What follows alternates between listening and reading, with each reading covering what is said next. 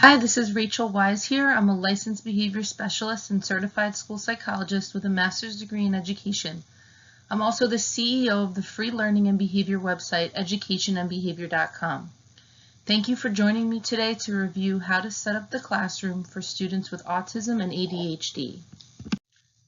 This presentation gives a number of strategies that you can use in the classroom or at home to create a physical environment that helps meet the educational and behavioral needs of individuals with autism or ADHD. Very young children or children who have trouble understanding language would also benefit from some of these strategies. Every person is a unique individual, so in a group situation like a classroom, it can be extremely difficult to modify every part of an environment to meet every individual need. However, it is helpful to have knowledge of some common strategies that have been shown to make a positive difference, specifically in the areas of focus and following directions or routines. For a related article, see 15 behavior strategies for children on the autism spectrum. A distraction-free and structured, predictable environment is most conducive to learning and positive behavior for kids who can become easily distracted, overwhelmed by too much input, have visual perceptual difficulties, such as students who may have trouble visualizing where they are supposed to sit, where their area is in a room, or how to get from point A to point B, or for kids who have trouble understanding what is expected when given verbal directions, such as those with difficulty processing language. As a parent, it is easy to become stressed and overwhelmed, especially with all the other things we have going on in our lives, such as work, cleaning the house, paying bills, etc. When you have a child with special needs, it can be especially overwhelming because you may have frequent appointments with doctors, service providers, your child's school, etc. When you're juggling so many things at once, it can be very difficult to ensure that your house is always distraction-free and structured, so do the best you can. You cannot be expected to be perfect, and don't get down on yourself if you can't continually manage the suggestions in this presentation. Additionally, some of these strategies are more practical for the classroom environment, so think about the ones that you think would work for you and your current situation. Here are some tips for keeping your home or classroom distraction-free and organized. Again, since every individual is different, every strategy will not work with every child. You may need to try different strategies to see what works best with your child. Some children, such as those with autism or ADHD, can become overwhelmed or overstimulated when presented with too much visual and tactile, which are things you can touch, information. So it is important to keep the environment as clutter-free as you can. Try to have a specific place for things, like toys in a bin, papers and pens in a drawer.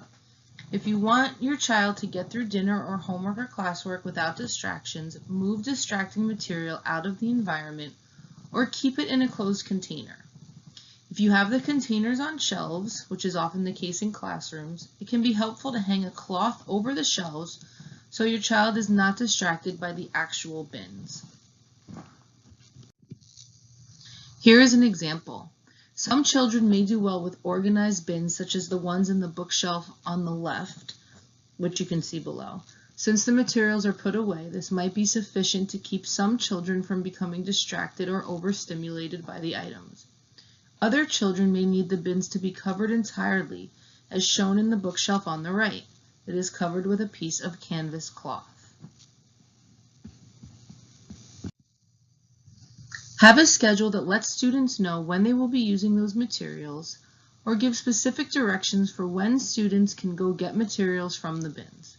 For students who have trouble reading or understanding verbal language, use words and pictures to indicate what is in the bins. This will help students identify where to get the items they need and where to put the items away. You can see in the example below we have the word blocks and a picture of blocks. Sometimes children with autism or ADHD who are in a general education classroom get easily distracted by all the artwork, decorations, and materials they see. This can actually happen with any child, not just those with ADHD or autism. In a general education classroom, it is difficult to keep all these items covered up or not visible because children who do not get easily distracted by this type of input benefit from seeing artwork and decorations around the room and having open access to materials. Try to compromise so you are meeting all students' needs. Some suggestions include keeping the art and decorations in one spot, such as on a bulletin board, right outside the room or in a specific location in the room, rather than all over the room. Seat students who get easily distracted or overstimulated away from the decoration board. Here are some examples of bulletin boards that contain students' artwork.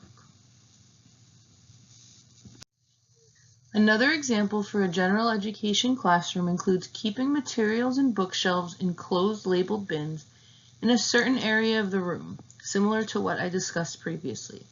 Again, seat students who are easily distracted away from the bins and have a schedule that lets students know when they will be using those materials and/or give specific directions for when students can go get materials from the bins.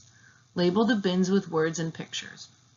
For a related article, see 14 strategies to help children with ADHD in the classroom or at home.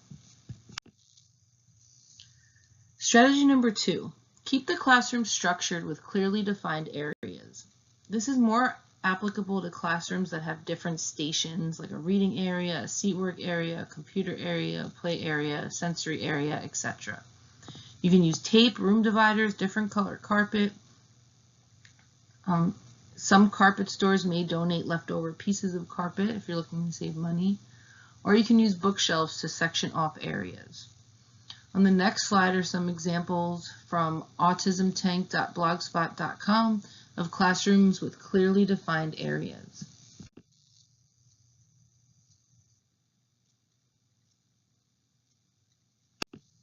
Here are some more examples from the autismhelper.com.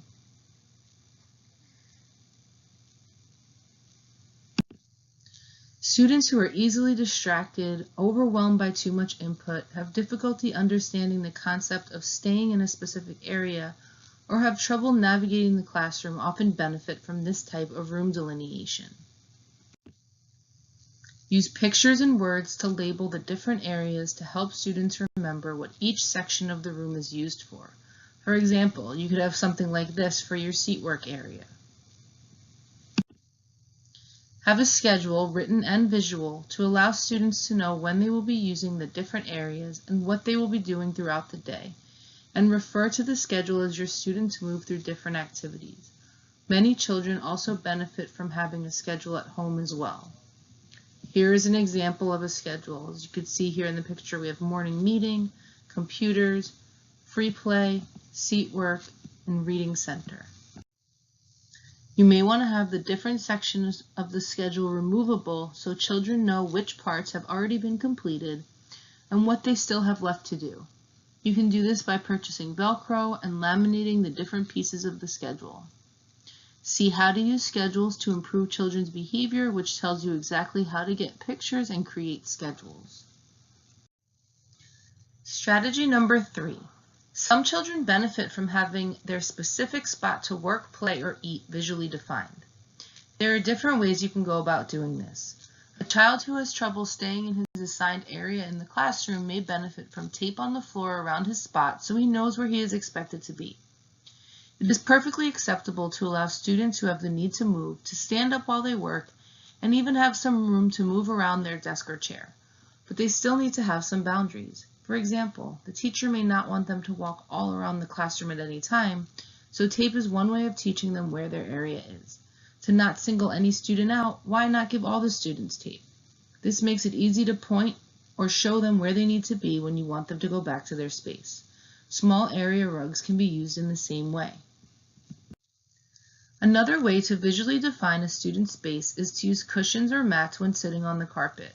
This helps them know where their spot is. You can even delineate spots with tape. You may want to do this if you think students will play with their mats or cushions. For another option, some rugs, such as the ones teachers use during story time, have letters, numbers, or squares on them, which can also be used for students to know their space. For example, you can say, "Brian, sit on the letter A." Here is an example of using mats to delineate spots on the floor.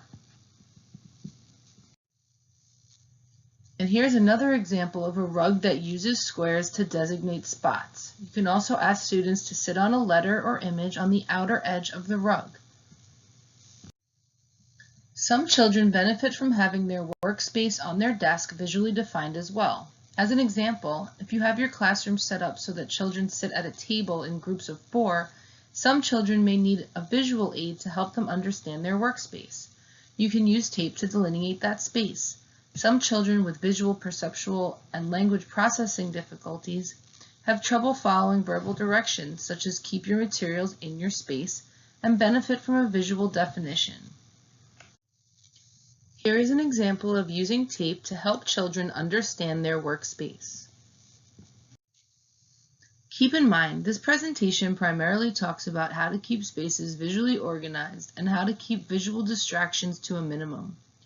Another thing you might want to consider in your classroom is a cozy space or corner for students to relax or calm down in, such as the one shown in the example below. You may want to include books, a comfy blanket, and some calming objects. This is one example, but there are a lot of ways to create a cozy corner. If it works for your classroom setup, you may also want to include a section in your room that allows for movement. Items may include a stability ball or wobble seat for sitting or bouncing on. Some classrooms are actually replacing traditional seats with this type of seating.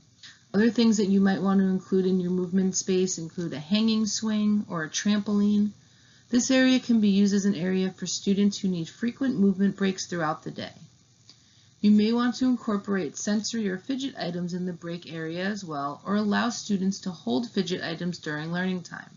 Students should have clear-cut guidelines for how these items can be used so they do not become a hindrance or a distraction. Remember to keep your break space or calm down space in their own sections of the classroom so it is easy for students to identify where they are. Again, this is Rachel Wise, CEO of educationandbehavior.com. Thank you for joining me to review how to set up the classroom for students with autism and ADHD. Let me know what you thought of this presentation. Comment, like, and subscribe.